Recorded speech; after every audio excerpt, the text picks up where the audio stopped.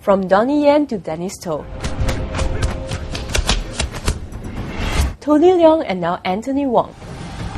好功夫啊！ Four actors have taken on the role of Wing Chun master Ip Man. But who is the best Ip Man? We asked movie critics Boon Chan from the Straits Times, Mervyn Tay from the New Paper, and DJ Vincent from UFM in Ling Ling San. How would you rank the four actors? Donnie Yen, Dennis To, Tony Leung, and Anthony Wong. I would still say Donnie Yen is the best Ip Man. Firstly, by virtue of the numbers, he has done 2. Okay, and when you think about Donnie Yen, you would think that Ip Man, and you would associate them together, and it's his signature role. Dennis To, I don't think many people might remember him as a young Ip Man. For Anthony Wong, it awaits to see. The movie had got good reviews since it premiered at the Hong Kong Film Festival last weekend or so. But then I'm not so sure whether Anthony Wong can make it a signature role for himself. Yeah. What about Tony Leung? For Tony Leung, the sad thing is he wasn't really the focus of the Grandmasters. Yeah. So, but he fit the theme of the movie. I think it's more artistic, more philosophical kind of thing. So that's Tony Leung's thing. That's not in order of rank. No, that's not in order. Okay, so if you have to rank, I would say Donnie Yen, Anthony Wong, Tony Leung, and Dennis To. Okay, and for you, Boon? I guess I would agree that for Donnie Yen, Ip Man has become a signature role. Despite he does have some limitations as an actor.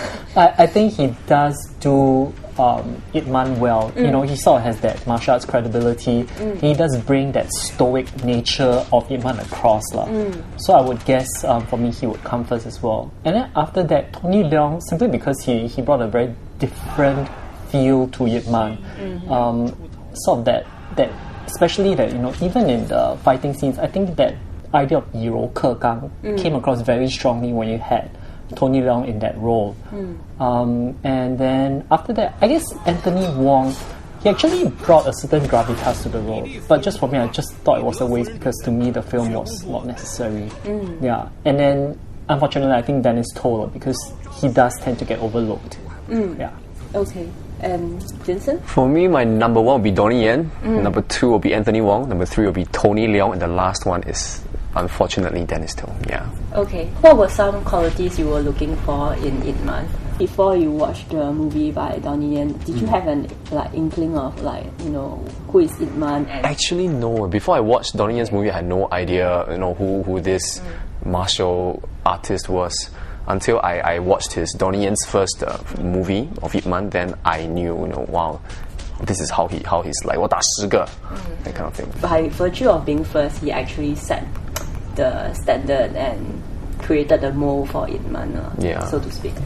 Do you think it's time for us to revive another martial arts hero? Enough with Ip Man, maybe let's go with someone else. Do you have any suggestions? Someone else. Interestingly, when I put this question that we've all been talking about of whether there have been too much Ip Man movies, when I put it to Anthony Wong in an email interview we did, he mentioned that Wong Fei-hung actually has even more movies done over the years. So he puts it down to market demand. That's of course his view. But Wong Fei-hung indeed had, especially by Jet Li, the entire series, I think it brought about a wave of martial arts and then brought Jet Li to the peak of his career and all that. So maybe it's time to move on to someone else, but not Wong Fei-hung. Too many. The filmmakers can surprise me.